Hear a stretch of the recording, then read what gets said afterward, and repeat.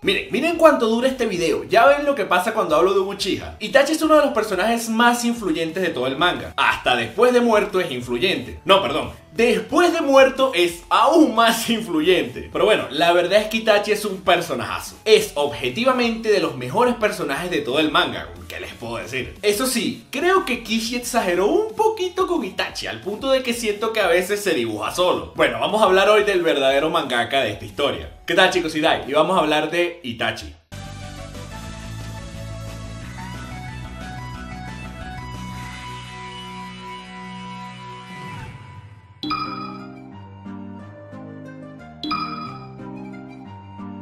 A ver, ¿cómo empiezo este video? No puedo empezar por el principio porque Itachi no lo tiene. Es al revés. El principio tiene un Itachi. Por lo general solamente hablo del manga, pero Itachi está tan involucrado en todo con su lápiz en el bolsillo que francamente ya no me acuerdo qué es del manga y qué no. Por lo que voy a mencionar todo lo que recuerdo de él, ya sea de las novelas o del manga. Ok, a ver. Itachi era un niño nacido en Konoha, específicamente dentro del clan Uchiha. Un clan lleno de gente valerosa y amable, siendo el progreso su principal virtud, ya que mejora sus habilidades gracias a su incesante entrenamiento, trabajando duro y sobre todo son unos psicópatas que se sacan poderes del cuando el guión lo requiere. Históricamente este clan es conflictivo, ya que aparentemente sus poderes radican en el amor intenso que sienten por las personas, y cualquier pérdida de ese amor segrega una especie de líquido antiguiones que les da poderes inhumanos y a veces sin sentido. Por lo que sí, debido a que sienten las emociones más que un humano promedio, tienden a ser bastante explosivos. Pero Itachi era diferente. Itachi era un Uchiha al cual no le interesaba nada de esto. Era un niño bastante tranquilo. Con apenas 7 años, este pequeño niño ya pensaba como un Hokage, ya que entendía el valor... ¿What?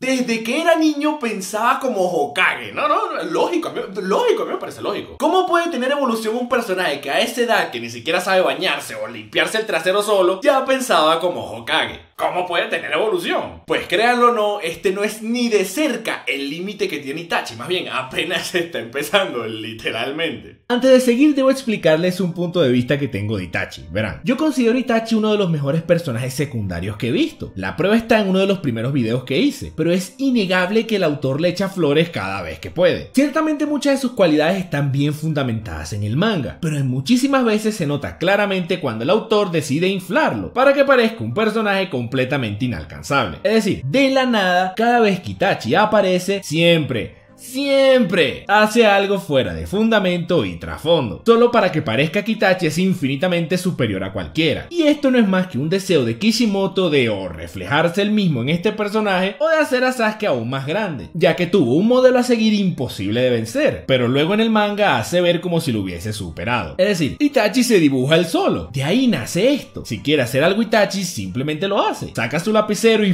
listo. Con esto no quiero decir que lo que hace sea ilógico o no tenga sentido.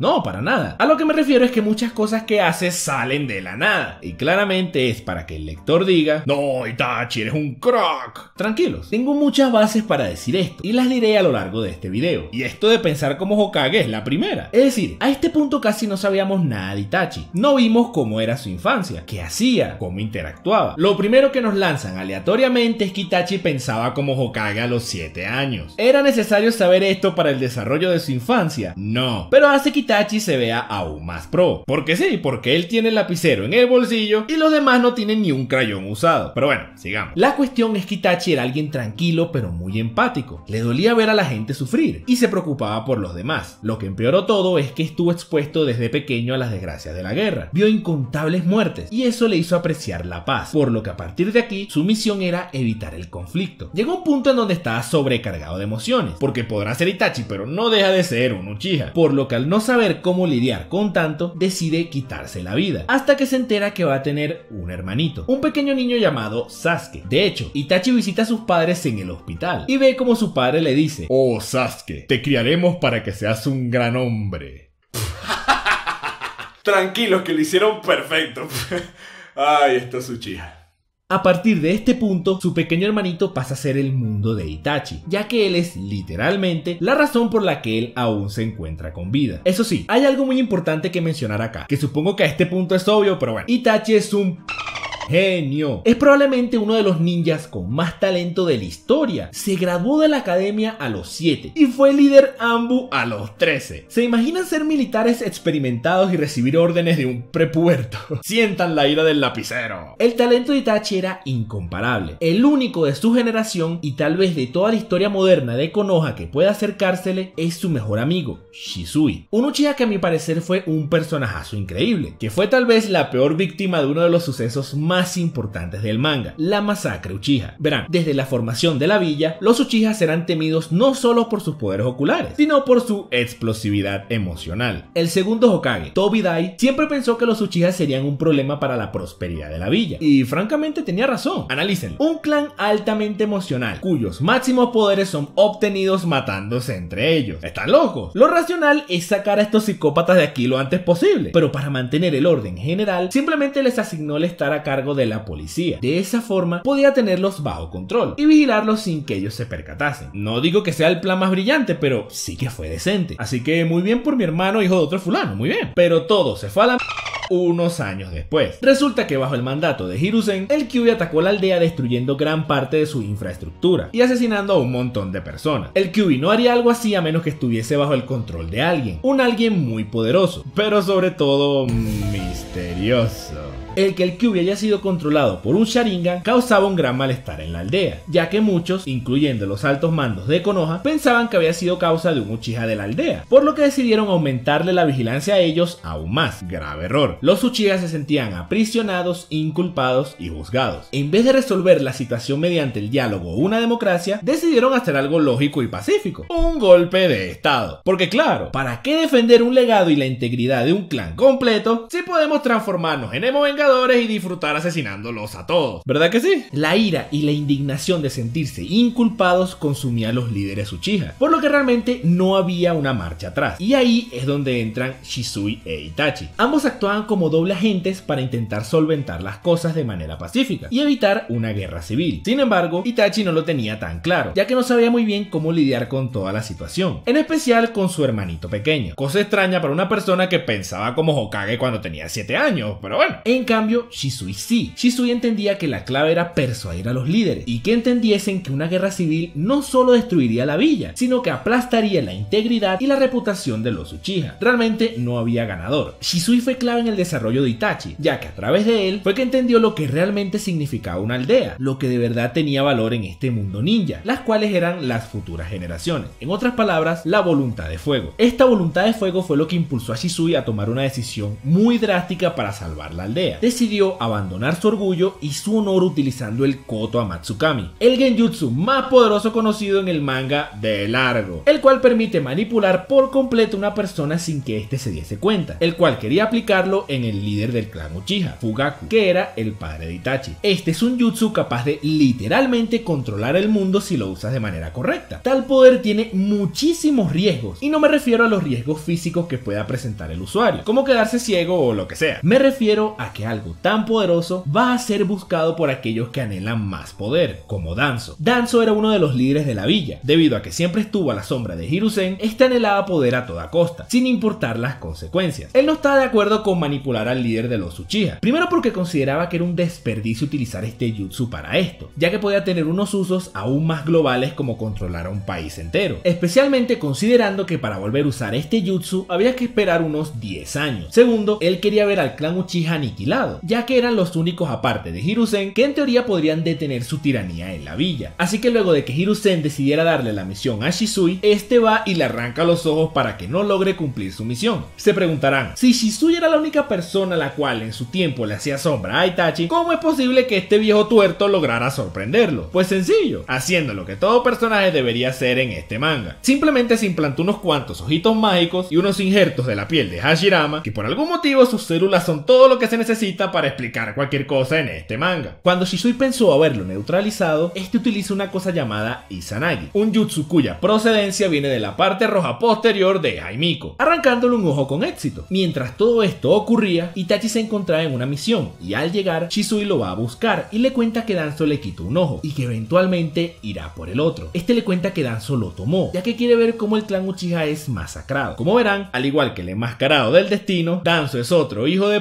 cuyas manos manos están en casi todas las desgracias de este manga. Shisui decide darle su ojo a Itachi, ya que él le dará un buen uso y podrá mantener la integridad del clan Uchiha. Procede a dárselo y antes de suicidarse le recuerda que él es la única persona en la que puede confiar plenamente y que lo deja todo en sus manos. Itachi intenta detenerlo, pero Shisui le dice que no lo haga, que si es el amigo que él sabe que es, lo deje por favor terminar con su vida. Itachi queda destruido emocionalmente y empieza a creer con más fuerza que esto es culpa de su propio clan, ya que ellos son los que organizaron el golpe de estado. Además, Hiruzen siempre tuvo la voluntad de resolver todo mediante el habla, o eso cree él. Bueno, ya vamos a hablar de él. Debido a la muerte de Shisui, Itachi obtiene el Mangekyo Sharingan. El problema es que nunca pudo explicarle a su clan lo que pasó. Si lo hacía, iban a descubrir que él y Shisui eran agentes y todo se hubiese salido aún más de control, por lo que todo su clan, inclusive su padre, empezaron a dudar de él, al punto de que varios fueron a confrontarlo en su casa. Estas pobres almas no tenían ni idea de que estaban visitando a Kishi en 2 dimensiones, pero antes de que Itachi los transformara en su nuevo tapete de sala, se da cuenta de que su hermanito lo está viendo y se detiene. Este momento es clave porque fue una especie de punto de inflexión para Itachi. Claro, ya venía enojado no solo por perder a su amigo y porque lo fueron a amenazar a su casa su propio clan, sino porque ya desde hace un tiempo todos cuestionaban los valores y la postura del hijo de Fugaku, ya que nunca aparecía en las reuniones de los líderes Uchiha. Toda esta mezcla de emociones y la inminente guerra lo llevó a aceptar una de las misiones más brutales de todo el manga: aniquilar a todo su clan. A lo largo de los años he leído a personas que no entienden esta decisión, que Itachi está loco, que pudo resolverlo diferente, que es culpa de Danzo, que es culpa de Hiruzen, que es culpa de Sasuke por ser tan kawaii. No, ok, vamos a analizar qué pasó aquí. Realmente no hay un claro culpable, todos tienen la culpa en mi opinión, y voy a intentar explicarles por qué. Verán, los Uchiha son culpables ya que ellos quieren resolver las cosas mediante la violencia. Los tipos creen que la mejor forma de salir de su situación es dar un golpe de estado y establecer un régimen dictatorial en la villa, cosa que obviamente es una terrible idea. Primero porque esto va a generar aún más conflictos internos tarde o temprano, ya que en Konoha hay una inmensa lealtad a la figura del Hokage. Segundo, para esta época las villas se encontraban en una constante guerra, por lo que todos estaban esperando que alguna se viese más débil que la otra para así atacar. Si hay una guerra civil dentro de la aldea, las otras villas iban a atacar para apoderarse de su territorio, o incluso del Kyuubi, lo que iba a causar una guerra a gran escala. En otras palabras, los Uchiha son unos locos de mierda.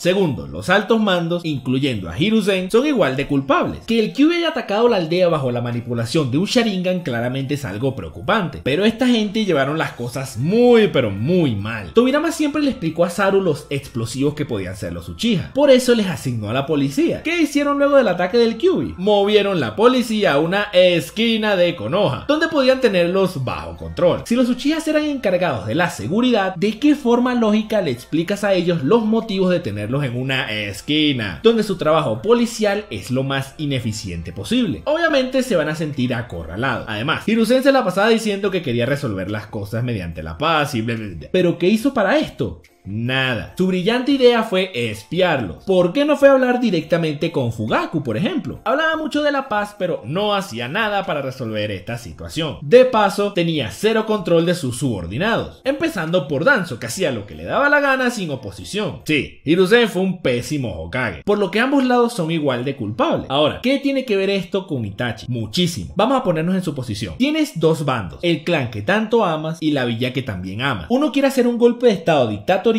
que iniciaría una guerra. El otro no hace nada para resolver esto. Más bien, te da la orden de masacrarlos a todos antes de que se ponga peor. El diálogo no existe por ningún lado. Hiruzen no va a hacer nada porque es un pésimo Hokage. Y los Uchiha no se van a retractar porque ya habló con Fugaku y les dijo que no hay marcha atrás. Independientemente de lo que haga Itachi, va a ocurrir un asesinato en masa, por lo que debe elegir: o apoya a su clan en el golpe de estado y asesina a media villa, o elimina a su clan y se acaba el problema. Eso sí, aquí hay un elemento muy importante que falta en la ecuación: Sasuke. Este mocoso es la razón por la que Itachi sigue con vida. Si logra el golpe de estado, los Uchiha tendrían una terrible reputación y serían buscados internacionalmente, por lo que Sasuke no estaría seguro ni dentro ni fuera de la villa. Además, tendría que cargar con el peso de este golpe de estado y todos los pecados del clan una vez fuese adulto. Por otra parte, si apoya la masacre Uchiha, garantizaría la seguridad de su hermanito. Además, todo el odio de la villa recaería en él y no en el clan, por lo que todo lo que tenía que hacer era influenciar a Sasuke. haciendo que lo odie para que tarde o temprano lo fuese a buscar, y así con su muerte eliminaría todos los pecados de su clan, limpiando el nombre de los Uchiha, muy similar a lo que quiso hacer Sasuke al final del manga, o a lo que hizo Lulu en Code Geass, y ya Sasuke se encargaría de restaurarlo nuevamente, habiendo quedado como un héroe ya que acabó con el tipo que asesinó a su familia, y con este plan también protegería la villa, ya que no quedaría ningún Uchiha capaz de dar un golpe de estado, manteniendo la paz interna. Como verán, de manera objetiva, el aniquilar a su clan era claramente la mejor opción a largo plazo, por lo que sí, para mí, Itachi tomó la decisión correcta, tenía toda la razón. Eso sí, cometió dos errores clave. Primero, intentó hacer todo lo que dije él solo, que más adelante en el video hablaremos de esto. Segundo, involucró a un completo desconocido en los asesinatos. A ver, una vez aceptada la misión para acabar a los Uchihas, ya Itachi sabía que la seguridad de su hermanito estaba garantizada. Ahora le quedaba otro minúsculo problema: ¿cómo va a matar a todo un enjambre de psicópatas con ojos mágicos? Ahí es donde tiene una brillante idea. Resulta que él sabía de la existencia de un Uchiha que vivía fuera de la villa, por lo que decidió acercarse a él para pedir su ayuda. Este extraño Uchiha no era otro que el misterioso hombre enmascarado. Macho, estoy hasta las pelotas de este mocoso. Cada vez que hablo de algún problema en el manga, este tipo aparece, loco, ya no aguanto más.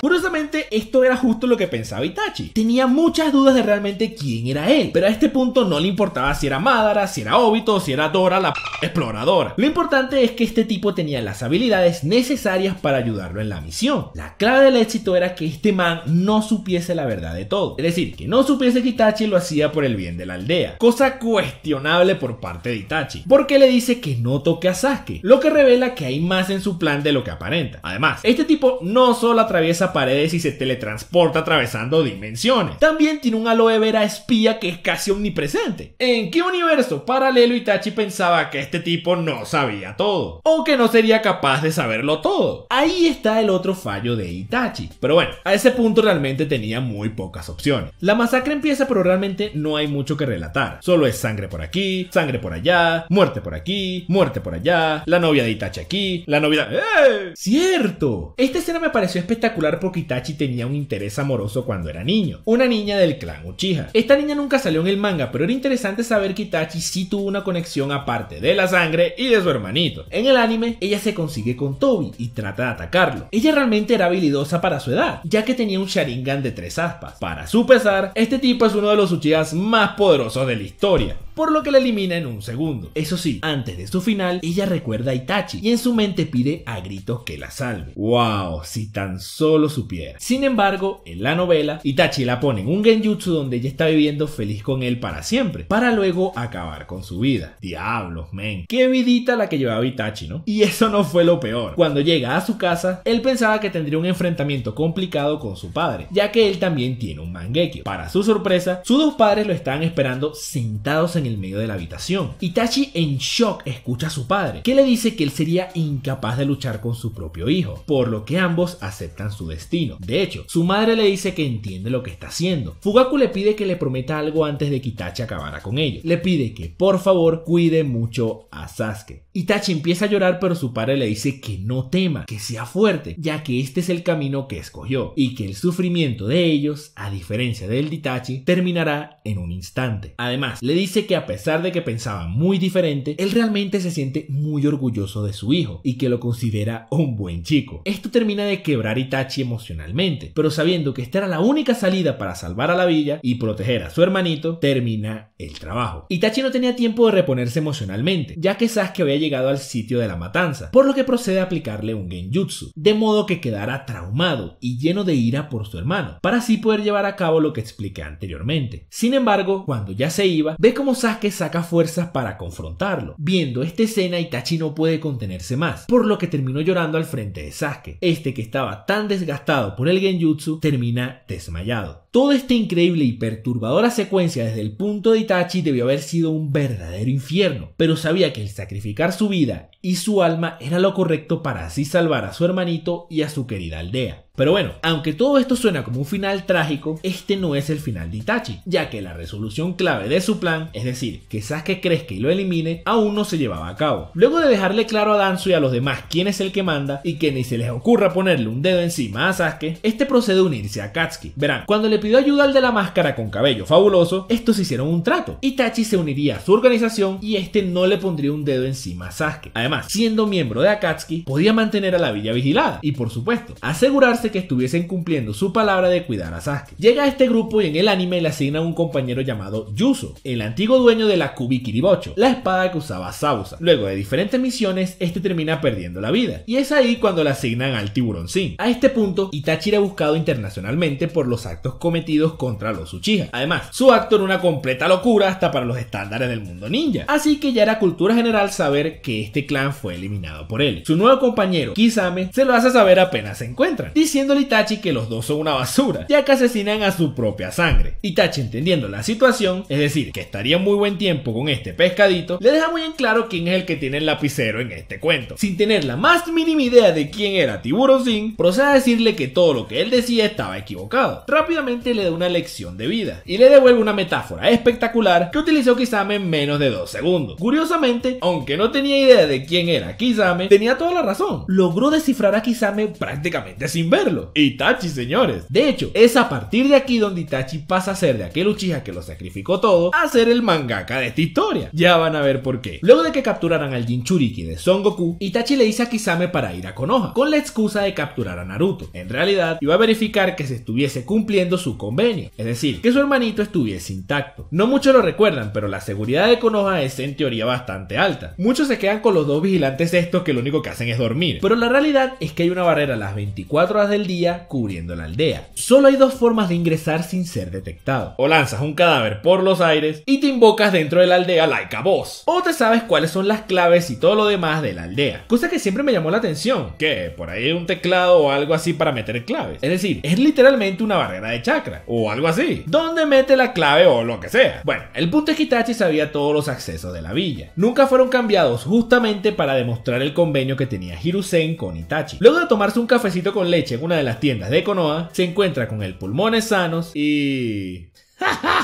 proceden a tener una breve conversación que se puede resumir en Itachi diciéndoles: señores, no quiero 2 tapetes nuevos para mi apartamento, así que por favor no peleen. Para que tengan un contexto de la valentía o la estupidez, dependiendo del punto de vista que lo vean, que tienen estos dos a este punto del manga, Itachi la ha considerado el ninja más poderoso con vida, tal vez solo por detrás de Jiraiya, y Jiraiya en esa época en la escala de poder era casi inalcanzable. En otras palabras, para nosotros los lectores a ese punto del manga, este tipo era invencible. Sin embargo, estos dos loquitos igual lo intentaron. Asuma empezó a pelear con Tiburcio y Kurenai pues...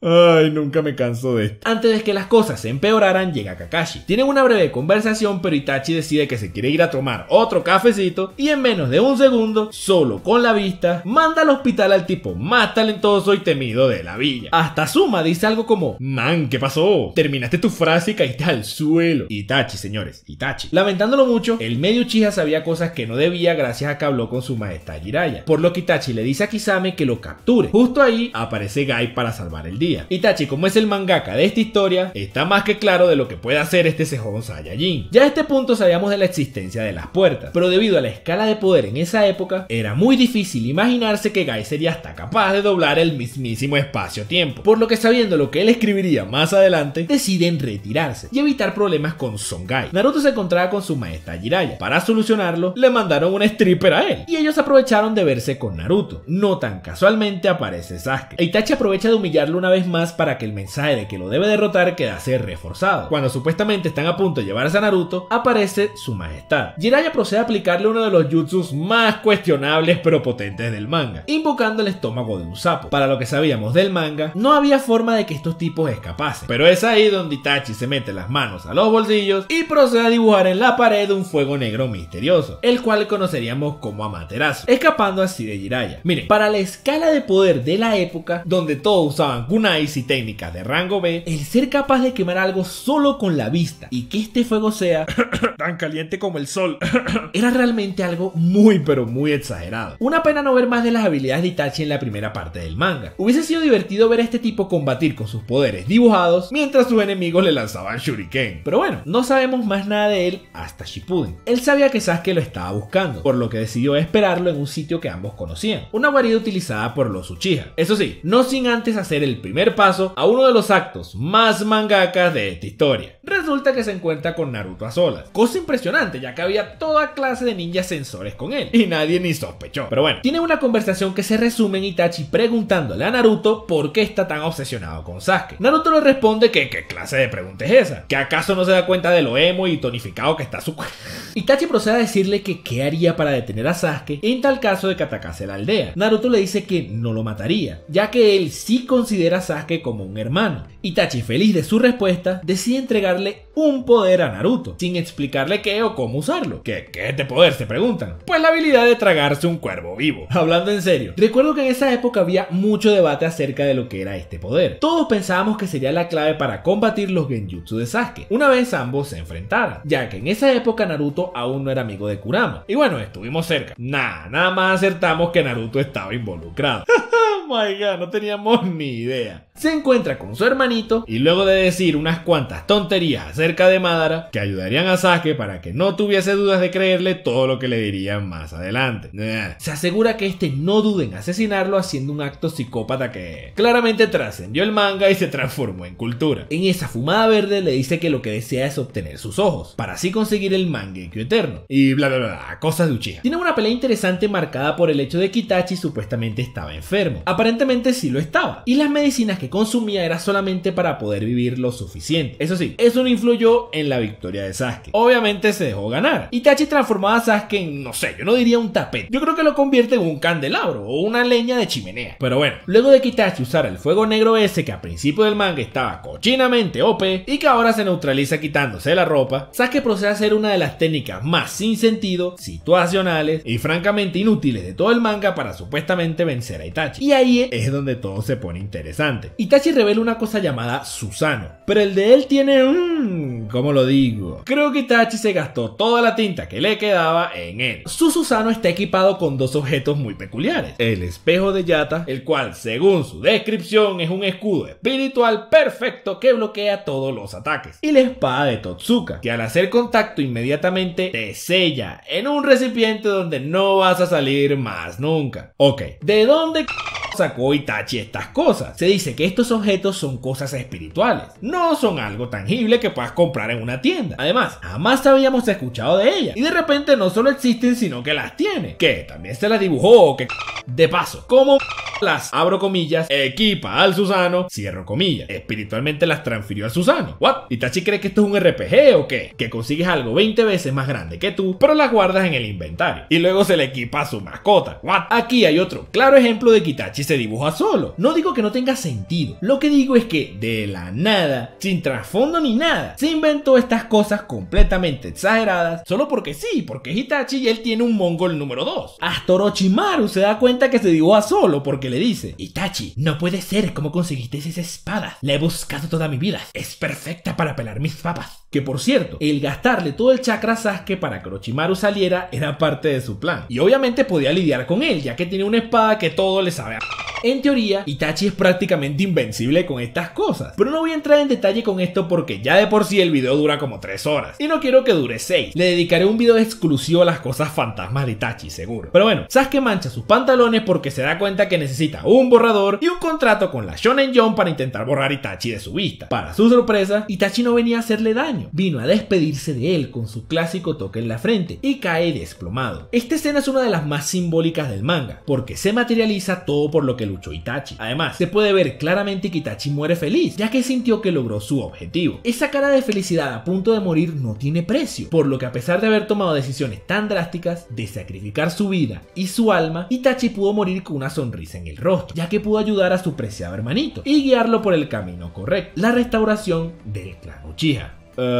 Pues no, este no es el fin de Itachi. Aunque fue un final glorioso, no es este el final. En la guerra, Itachi es resucitado con el Edo Tensei. De hecho, es emparejado con Nagato. Por cierto, debió haber sido interesante ver qué se dijeron estos tipos para andar abrazados por ahí. Supongo que Nagato le dijo algo como: "Hey, soy Pain, mírame los ojos", o algo así. Por cosas del destino, estos se encuentran con Naruto y Vi. En un principio Itachi está muy sorprendido de ver el avance de Naruto, cosa curiosa porque él lo tenía en muy alta estima. Supongo que el que Naruto se transformara en una especie de Saiyajin no estaba en sus cálculos. Eso sí, Naruto procede a decirle lo que menos quería escuchar, que él sabía la verdad de todo y que Sasuke ahora era malo malote, gracias a que Madara se pasó de chismosa. Antes de que pudieran sacar algo de esta conversación, por medio del control de Kabuto, Itachi procede a hacerle un amaterasu a Naruto. Naruto dice que si él hace el amaterasu están acabados, cosa que me parece chistosa, ya que solamente debes quitarte la ropa para evitar daños o hacer lo que le hizo a Sasuke al final del manga. Pero bueno, no tan sorpresivamente, Itachi vuelve a demostrar el por qué este man tiene un lapicero infinito en su bolsillo. Resulta que al hacer esto, a Naruto se le sale el cuervo que Itachi le introdujo hace tiempo. Este cuervito estaba destinado a contrarrestar a Sasuke y tenía la siguiente función: cuando Naruto viese el Mangekyo de Itachi, este cuervo saldría y activaría el Koto Amatsukami, ya que este pollo negro tenía el ojo de Shisui, con la orden de proteger a Konoha. Itachi no solamente predijo la batalla entre estos dos, sino que sabía que su hermanito se pondría a sus ojos, que utilizaría el Mangekyo en Naruto y que además lo haría con intenciones de destruir Konoha. Pero como Itachi está por encima incluso de la Shonen Jump y que este genjutsu es uno de los más exagerados del manga, ya que trasciende hasta el plano terrenal, esto hizo que Itachi se liberara del Edo Tensei, ya que las intenciones de Kabuto eran destruir la aldea. Así que Itachi, un muerto colocado en un cadáver, logró superar la guerra en sí, y a un jutsu que literalmente trae tu alma del mismísimo infierno.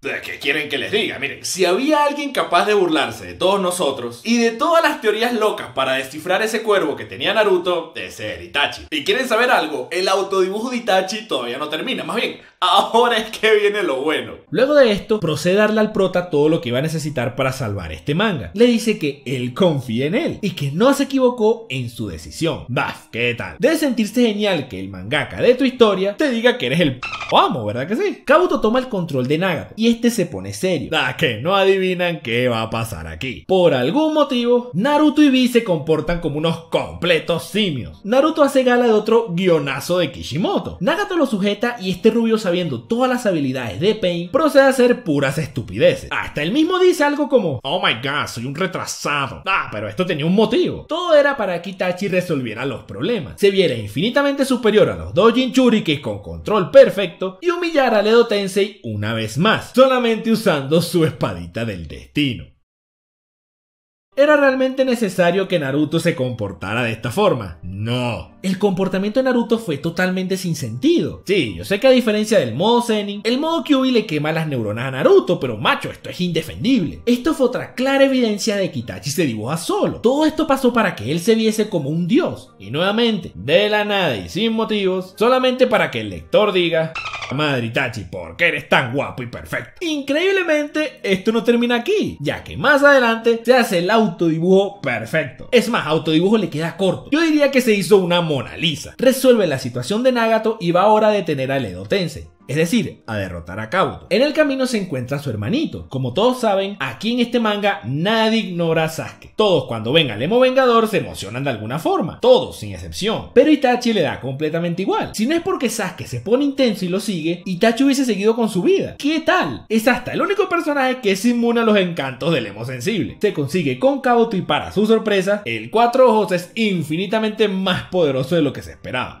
Miren, voy a ser completamente franco aquí. Para mí, esta pelea la perdió el dúo Uchiha, en gran parte porque Itachi estaba más pendiente de cuidar a Sasuke, ya que estoy seguro que si hubiese estado solo, hubiese hecho gala de su escudito místico o de su lápiz mágico. Pero ok, Sasuke estaba, así que esta batalla estaba perdida. No tenían una manera convincente de derrotar a Kabuto, que lo superó en cada aspecto posible. Eso sí, si ya tienes tiempo viendo mis videos, estoy seguro que sabes lo que voy a decir. Recuerden, niños, en este manga no importa qué tan habilidoso, qué tan inteligente o qué tanto te esfuerces, jamás vas a poder superar a un Uchiha, ya que Kishi les va a sacar algún poder de las nalgas para resolver la situación, y en este caso es el mismo Itachi que se dibujó su propio poder. Resulta que atrapa a Kabuto en una cosa llamada Izanami, que de verdad tampoco puedo extenderme aquí, porque si no este video va a aparecer una película del Señor de los los Anillos. Prometo hacer un video completo de esta técnica, pero a resumidas cuentas, para mí es la técnica más asquerosa, sin sentido y sacada de las nalgas de todo el manga de largo. No tiene ni fundamento, ni bases, ni nada, no tiene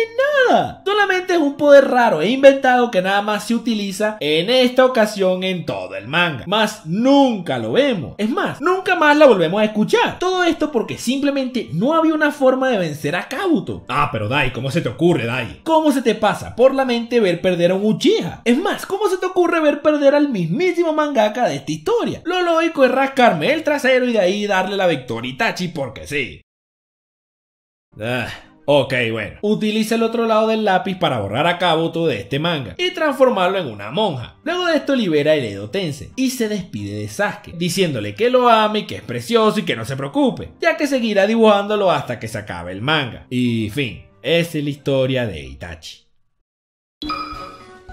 Loco, no sé. Kishimoto dibujó a Itachi demasiado perfecto, no sé ni por dónde empezar. Itachi siempre tuvo todo bajo control, hasta las cosas que se le hacían físicamente imposibles tenerlas bajo control, las tenía bajo control. Fue capaz de predecir muchas cosas, desde cómo se desenvolvería la historia ninja hasta cada enemigo al que se enfrentó. Nunca nadie estuvo un paso delante de él, y si de casualidad alguien amenazaba esta afirmación, lápiz para que te tengo. Itachi valoraba mucho los sentimientos de las demás personas. En todas las acciones que realizó tomaba en consideración al prójimo y cómo ellos se iban a sentir. Esto es algo esencial del personaje, ya que su empatía fue lo que le permitió ser tan influyente en esta historia. Muy bien merecido. Aunque Itachi era muy empático y siempre tomaba los sentimientos de los demás en consideración, la clave a la hora de decidir era lo racional, como lo demostró al aceptar la misión de la masacre Uchiha. Vio que a largo plazo esto era lo mejor. Además, entendió que era el único que podía lograr algo así, por lo que no dudó en sacrificarlo todo, ya que esta decisión era la más lógica de todas. Miren, no sé, podría hacer una lista de 100 cosas porque en serio, Kishi nos mostró a Itachi como un personaje prácticamente perfecto. De verdad que lo tenía todo. A nivel físico, el tipo tenía un talento y una bendición genética inigualable. A nivel emocional, porque a pesar de encontrarse en un shonen y en guerras constantes, jamás dejó de lado los sentimientos de los demás. Y psicológicamente porque el tipo siempre estaba un paso delante de todo. Era brillante en todo sentido. Y de paso tal vez era el personaje más racional de todo el manga. Por lo que este señor cubre cada rincón del espectro en cuanto a virtudes se refiere. ¿Qué quieren que les diga? El único fallo real que tuvo es pensar que él podía hacerlo todo solo. De hecho, cuando lo reviven como Edo Tensei, él le dice a Naruto que no cometa su mismo error, que no piense que puede hacerlo todo solo, ya que la ayuda de los amigos es necesaria para llevar a cabo grandes metas. Pero curiosamente, esta debilidad termina siendo erradicada. Primero porque luego de haber muerto, él se da cuenta de esto y procede a confiar en Naruto, por lo que si hubiese estado vivo, ya esto de la sobreestimación no existiría. Segundo, realmente no es su culpa. Es decir, el tipo objetivamente había estado por encima de todo y todo. Es difícil ver los errores que cometes cuando todo te sale tan bien. Tienes que fracasar para entender en qué debes mejorar. E Itachi nunca fracasó, y en lo único que se equivocó, lo supo entender y corregir después de morir. Así que, bueno, se dibuja solo. Lo único que hubiese cambiado de la vida de Itachi, sin dudas, es la forma en que derrotó a Kabuto, es decir, la cochinada de Izanami. Yo sé que el no saber eliminar un villano poderoso no es algo exclusivo de Kishi, le ha pasado a muchos autores, pero Kishi lo hizo notoriamente en dos ocasiones, con Madara y con Kabuto. Miren, Itachi fue capaz de lo imposible. ¿Por qué no derrotar a Kabuto de otra forma? Por ejemplo, ¿qué tal si hubiese hecho una estrategia para engañar a Kabuto? Es decir, casi toda su concentración estaba puesta en Sasuke. ¿Por qué no hacerlo pensar que logró matar a Sasuke con un Kagebunshin o algo así? Después de todo, este tipo hacía los jutsu a la velocidad de la luz, que en este momento lograrán atraparlo en una barrera del clan Uchiha o algo así, similar a la que usó Obito con el Yubi. Gorralasen, se burlasen de él y si quiere podía terminarlo con la espadita mágica esa del Susanoo. Y ya está. Obviamente Kishimoto es infinitamente más creativo que yo. Además, tenía muchísimo tiempo para pensar y si quería podía contar con alguien que lo asistiera para resolver mejor esta pelea. Sin embargo, no lo hizo.